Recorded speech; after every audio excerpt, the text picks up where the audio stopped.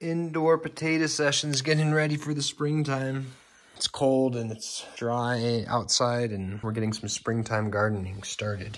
We've got our hydroponic garden set up, coming along beautifully. Thank you, garden, spelled with a Y. But what we're gonna talk about today is potatoes. So these guys were literally just growing underneath my sink in a potato bag. I actually buy like a big 5-10 pound bag of each of the potato kinds, like the beginning of winter. And I just let them sit underneath my sink because then they start sprouting and growing. So we've got a number of different kinds here. So what we'll do is we'll take these guys and we'll plant them in the dirt. Now, you're like, why is the bucket not super full of dirt, Bradford?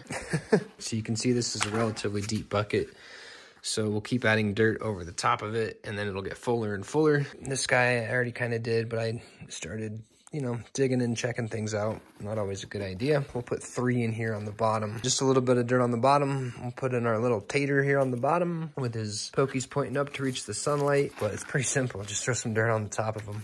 And then we'll have to keep adding in dirt. But the good news is that once you do it, within about 3 days, you get these beautiful shoots, these sprouts. So all of these guys, this little crazy tree that's shooting up here, like those shoots in the span of about 48 hours make you feel like a champion, like you're actually growing something. Whereas this poor little sweet Thai basil, I mean, it took him like, I don't know, 45 days to get to that level. And he's not even, I mean, you know, short stature for a basil plant, I tell you what. So anyways, yeah, these are your potato sprouts. So you can start them inside. It's definitely still freezing cold outside. We got a good bit of snow out there. So what we'll do is we'll utilize the sunshine by the window as well as this pretend sunshine and get blinded by the light.